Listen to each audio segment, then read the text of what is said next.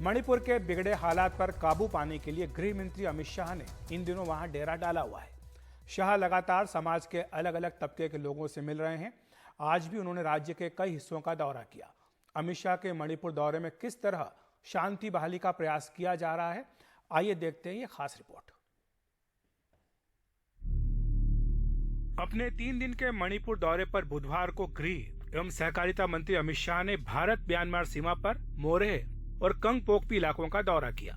शाह की यह यात्रा राज्य में शांति बहाली और विश्वास पैदा करने की दिशा में बेहद महत्वपूर्ण मानी जा रही है। बुधवार की इस यात्रा में शाह मोरेह कस्बे में गए, जहां राज्य की मौजूदा अशांति का असर पड़ा है। इस यात्रा में शाह ने कुकी नागरिक समूह के प्रतिनिधियों से मुलाकात की और मौजूदा हालात के बारे में उनका पक्ष समझा। जब शाह पहुंचे तो दोनों जगहों पर उनसे मिलने के लिए हजारों लोग निकल आए। मोरेह इम्फाल से 110 किलोमीटर दूर है। म्यांमार सीमा पर स्थित यह कस्बा अंतर्राष्ट्रीय व्यापार के सबसे पुराने केंद्रों में से एक है। सीमा की दूसरी ओर तामू शहर है। भारत म्यांमार सीमा पर बना मित्र सेतु दोनों देशों को जोड़ता है। यहाँ भारत के विभिन्न राज्यों से आए कई समुदायों के लोग रहते हैं।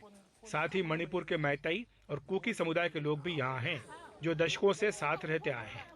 लेकिन 3 मई से शुरू हुई हिंसा के बाद से सभी समुदायों के हजारों लोगों ने मोरेह को छोड़ दिया था और आसपास के इलाकों में शरण ले ली थी। यह हिंसा से सबसे अधिक प्रभावित इलाकों में से एक है। अपनी यात्रा के दौरान शाह ने प्रभावित परिवारों से मुलाकात की और शांति वार्ताओं में भी हिस्सा लिया। अमित शाह के हेलीकॉप्टर कुछ ही देर पहले यहाँ कांगपोकपी में लैंड हुआ है और आप देख सकते हैं इस वक्त वो यहाँ पे पहुँचे हैं। उनको रिसीव करने सीनियर मिलिट्री ऑफिशियल्स भी है। इसी तरह बुधवार को उनकी यात्रा का एक प्रमुख पड़ाव कंगपोकपी जिला भी रहा। इस जिले में कुकी समुदाय काफी संख्या में है, लेकिन यहाँ कई मैतेई गांव भी हैं। यह जिला उन इलाकों में है जहाँ मौजूदा संघर्ष का बहुत खराब असर पड़ा है। यहाँ कई धार्मिक इमारतों और दोनों समुदायों की इमारतों को निशाना बनाया गया। बुधवार शाम को इम्फाल पहुँचने के बाद उन्होंने एक बार फिर सुरक्षा हालात की समीक्षा की। उनकी मुलाकात मुख्यमंत्री, वरिष्ठ अधिकारियों, CAPF और सेना के प्रमुख अधिकारियों के साथ हुई, जिसमें सुरक्षा हालात का जायजा लिया गया। ग्राउंड जीरो पर गृह मंत्रालय और सुरक्षा बलों के वरिष्ठ अधिकारियों के साथ गृह मंत्री शाह की यह मौजूदगी शांति प्रयासों के उनके इरादों के बारे में काफी कुछ बता रही है। अमित शाह सोमवार रात को इम्फाल पहुंचे थे। Accompanied by a convoy of vehicles, very high security for Mr. Shah's visit, who's arrived here in Imphal. Imphal पहुंचते ही उन्होंने राज्य के हालात पर उच्च स्तरीय बैठक की थी। वे मणिपुर की राज्यपाल अनुसुईया उइके से भी मिले थे।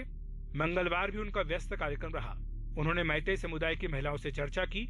इसके बाद शाह ने राज्य की सिविल सोसाइटी ऑर्गेनाइजेशन के साथ बैठक की। फिर इम्फाल में उनकी मुलाकात मैतेई समुदाय के प्रमुख गणमान्य व्यक्तियों से हुई। इसके बाद अमित शाह चूड़ा चांदपुर पहुंचे। वहां उनकी कुकी समुदाय के गणमान्य व्यक्तियों से चर्चा हुई। चूड़ा चांदपुर में ही शाह ने सिविल सोसाइटी संगठनों के प्रतिनिधियों से भी मुलाकात की। चूड़ा चांदपुर का दौरा समाप्त कर गृह मंत्री शाह दोपहर बाद इम्फाल वापस आ गए थे। शांति बहाली के प्रयासों के सिलसिले में इम्फाल में शाह की विभिन्न राजनीतिक दलों के नेताओं के साथ सर्वदलीय बैठक हुई है। मंगलवार शाम को गृह मंत्री शाह ने मणिपुर पुलिस, CAPF और सेना के वरिष्ठ अधिकारियों के साथ मणिपुर की सुरक्षा पर समीक्षा बैठक की। मंगलवार रात को ही वे NDA के विधायकों से भी मिले। मणिपुर में करीब 1 महीने से सामुदायिक हिंसा जारी है, जिसमें 80 से भी अधिक लोग मारे जा चुके हैं। यह हिंसा 1 महीने पहले तब शुरू हुई थी जब ट्राइबल सॉलिडेरिटी मार्च निकाला गया था। ये मार्च हिल डिस्ट्रिक्ट की अनुसूचित जातियों ने मैतेई समुदाय की अनुसूचित जनजाति दर्जे की मांग के जवाब में निकाला था। राज्य में करीब 1 पखवाड़े तक शांति बनी रही, लेकिन पिछले सप्ताह फिर से अचानक हिंसा में तेजी आई। अमित शाह के साथ इस दौरे में गृह सचिव अजय कुमार भल्ला और IB के निदेशक तपन कुमार डेका भी हैं।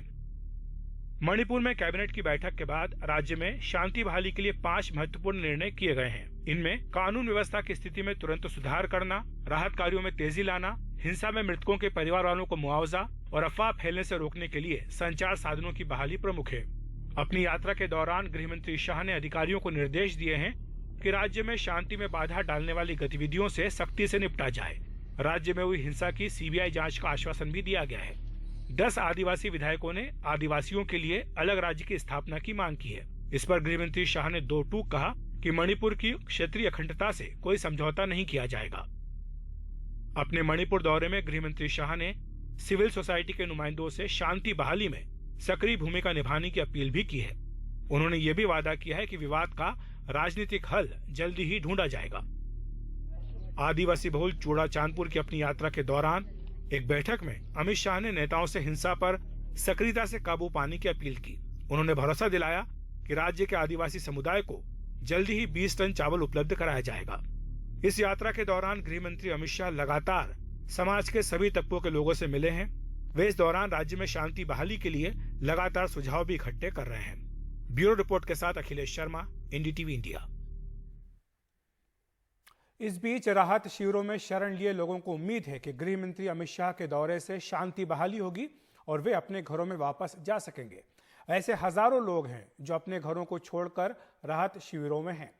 कंगपोकपी में एक ऐसे ही शिविर में लोग उम्मीद भरी नजरों से शाह की यात्रा को देख रहे हैं। वे जहां भी जा रहे हैं लोग उनका स्वागत कर रहे हैं। लोगों को लगता है कि वे इस विवाद का राजनीतिक हल निकाल सकेंगे। And in my lifetime, I have not experienced a violence or conflict of this magnitude. And this violence, which we experience now, it is the worst thing that you can imagine. Center.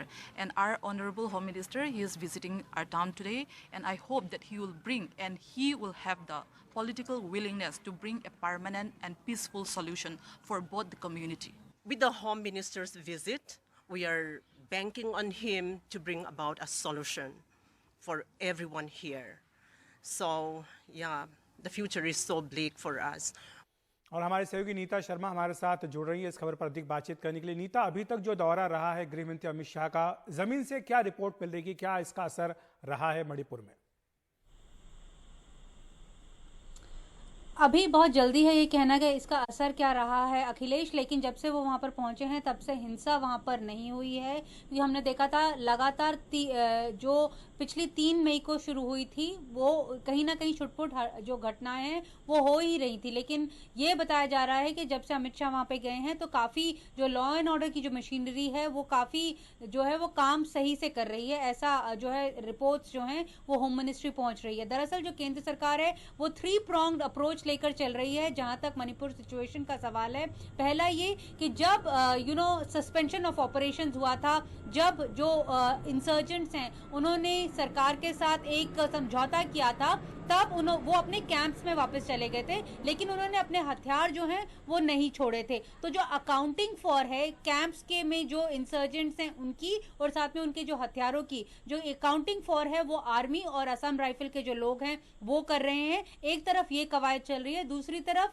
जो लोग शरणार्थी हैं, क्योंकि काफी लोग displace हुए थे, जो लोग वापस अब जाना चाहते हैं, तो केंद्रीय गृह मंत्री ने सभी सुरक्षा बलों को ये सख्त हिदायत दी है कि जो लोग वापस जाना चाहते हैं कि आप इस तरह का माहौल खड़ा कीजिए कि वो लोग आराम से अपने घरों में वापस जा सकें। और तीसरी बड़ी बात यह है कि उन्होंने कहा है कि सीबीआई की अगर मांग उठ रही है तो वो इसके ऊपर भी सीबीआई को भी जांच देने के लिए तैयार हैं। तो काफी उम्मीदें हैं केंद्रीय गृह मंत्री की विजिट को लेकर। लेकिन जैसे कि कल वो चूड़ा चांदपुर गए थे तो वहां पर जो हमने लोगों से बात की तो उनका वहां पे कहना था कि अभी भी ऐसे कई हथियार हैं जो अकाउंटेड फॉर नहीं है, क्योंकि दोनों तरफ से एलिगेशंस और काउंटर एलिगेशंस जो हैं वो दी जा रही हैं। साथ में जो पुलिस आर्मरी जो लूट की गई थी उसमें से 1200 के आसपास हथियार जो हैं वो लूटे गए थे। अभी तक सिर्फ 500 की अकाउंटिंग फॉर हुई है। तो ये एक लगातार एक्सरसाइज जो है वो सिक्योरिटी फोर्सेज ऑन ग्राउंड कर रही हैं ताकि जो एक